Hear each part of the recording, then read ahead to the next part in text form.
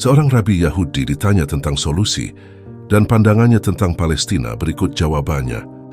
It's not my feelings, it's the feelings of Jews around the world who are true to our religion, Judaism, a religion of 3,000 years.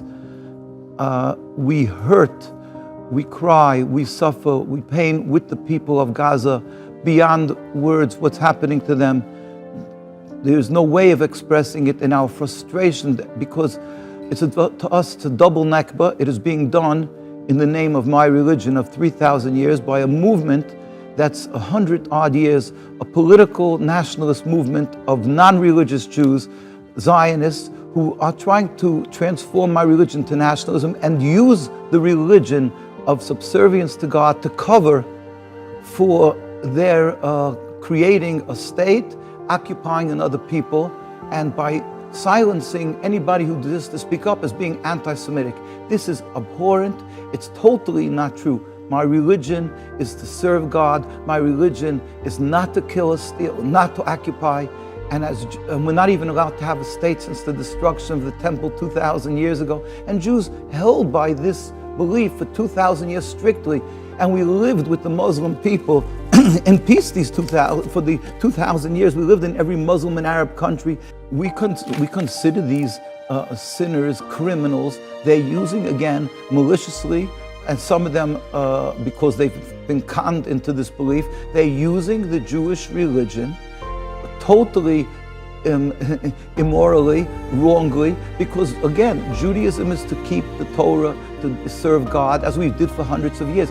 To occupy, to steal, to create a state is expressly forbidden according to my Torah. All the rabbis around the world for 130 years since Zionism started spoke up in every way, in every style that they had, and declared that Zionism is sinful, is a criminal, and is totally unacceptable according to my religion. This chief rabbi of Palestine in 1947, before they made the state, pleaded with the United Nations. His name was Rabbi Dushinsky. Now, when I say the chief rabbi, I mean nothing to do with the Zionists. Use the Star of David. They use the name Israel.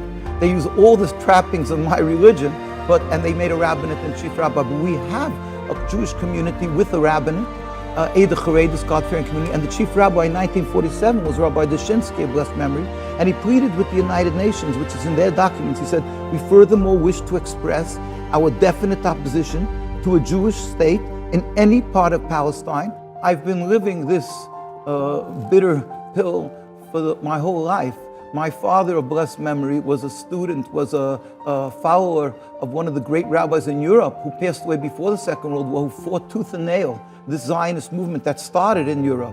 And we know these are what the Zionists tell the world. Their narrative is that they're God's blessing to the world, the end of exile, they're being misguided, and they mean well for the Jewish people. We're very thankful for the leaders of the world who want to help Jews. My grandparents were killed in Auschwitz. My father escaped the Nazis when they came to Hungary. But we appreciate people who want to do us good. But on the contrary, the support and the furtherance of the state of Israel is only causing, as you see, 75 years and more of bloodshed of the Palestinians. That's the mass slaughter that's happening now, and the Jews, 75 years of death and suffering. We live together, Jews and Muslims and Christians, together in Palestine and around the Muslim world in harmony. What changed? The only issue that changed is the introduction of this political Judaism, this ersatz Judaism called Zionism. They have created this quagmire. They are the ones who are the patrons, the ones who are the cause of endless rivers of blood of both Jews and Muslims and hate that's developed around the world.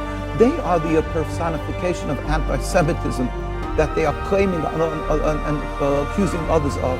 It's one link in a chain that they're using constantly since the creation of the state. They use the fact, the guilt of the world that was silenced when my grandparents and others were being murdered, and people feel guilty and they want to support Jewish people. But what is happening is, so ironically, is that it's not only a good for the Jewish people, it is the greatest cancer for Jewish people, because first of all, as you see, we've been estranged from our Muslim neighbors around the world. All the Jewish communities that were living in Iraq, in Tunisia, in Egypt, they're all gone. And where did they go to? They disappeared because of Zionism.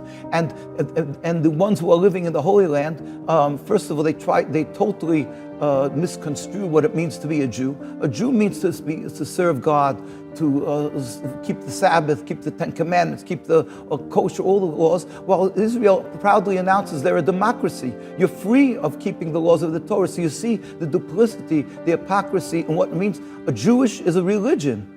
How could you throw away God's commandments and then claim that you're doing God's will? And what's God's will is here when you're murdering in the tens of thousands of people here. We can't be silent on this, what's happening to the people of Gaza. And mind you, we really have to point out that when the Jews stood up, we're never militant. We never carry guns, our communities. We never carry knives. And boys and girls get arrested because we refuse to serve in the army. They get brutally beaten. This is already for 75 years. Children, old men, because simply we're standing out on the streets of Jerusalem and saying, this is unacceptable. The occupation is not Judaism. And they don't want to hear that. And they brutally, this is the army for the Israel. We have to be very clear. There is two distinct issues. For a doctor to prescribe a medicine, he has to diagnose the sickness. And if he falsely diagnoses the sickness, he can be sued for criminal negligence. The sickness here is not a difference of religion between Jews and Muslims. History attests. Anybody who's older than 75 will remember how we lived together in harmony. So it has nothing to do with the distinctly different religions that we practice together. We live together and practice a different religion. The issue is an introduction of a political movement that came from Europe on the heads and shoulders of the majority Muslims. The second community was Christians, and the third was Jewish, which was God-fearing community. And all three of them did not want this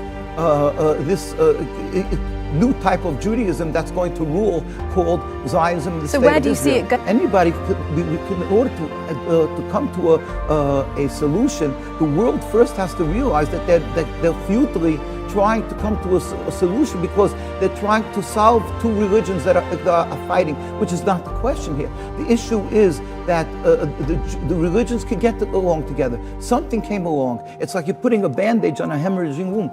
They have to understand that Zionism is the problem. What is the solution?